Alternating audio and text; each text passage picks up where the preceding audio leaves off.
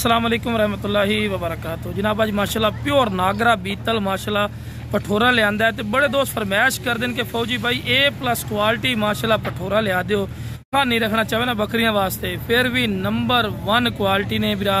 इस तो बाद बिरा नस्ल क्वालिटी नहीं होंगी ने चेक कर सकते हैं। बिल्कुल वाइट अख और चंगी झालर दे झालर भी चेक कर सकते हैं। तोता फेस ठीक है बिरा, तोता फेस ने और डबल हड्डी माशाल्लाह गोश्त दा भरा है माशाल्लाह। पठोरे ते नागरा पट्टियां बिरा चेक कर सकते हैं। प्योर नागरे दी माशाल्लाह निशानदेही होंदी है। इस गल दा तुहानू भी बिरा पता है पिया।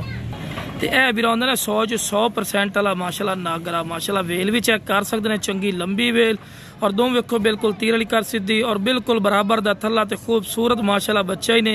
यदि उम्र बिरा दस देवां सिर्फ 5 महीने ही ने बिरा। शौक रखना ना तो इस तो बाद बिरा शौक कोई नहीं होंदा इन्हें बिरा।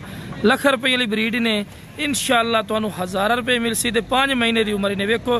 तो कद की गल की जनाब यदा 31 तो 32 इंच हाइट ने। 5 महीने का पठोरा है तो 31 तो 32 इंच माशाल्लाह की हाइट है। हुणे नाल वेख लो तो खूबसूरती और हुसन और वेखो ना तुहाडी अखां दे सामने। मैं जितनी तारीफा करा फायदा कोई नहीं। इस तो बाद तुहानू टोर के भी खावांगे, चारा ही खवा के भी कैसा है सही में मुँह पर दिखावें।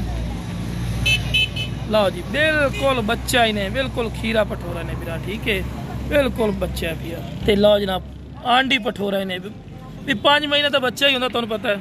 लो बिरा टोर फिर के विखा रहे हैं कि माशाल्लाह सेहतमंद ही ने, कोई लंगड़ा लुला नहीं ते मोटे हड्ड पैरों के विच ने बिरा। तुसीं खुद भी चेक कर सकते हैं।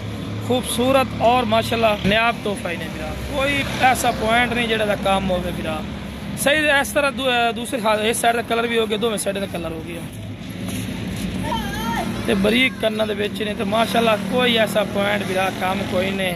तो शौक रखना ना बिरा। इस तो बाद शौक क्वालिटी नहीं होंदी ने बिरा। लख रुपये वाली ब्रीड ने इंशाअल्लाह तुहानू 1000 रुपये मिल सी। ओके जनाब, अस्सलाम वालेकुम वरहमतुल्लाहि वबरकातुहू।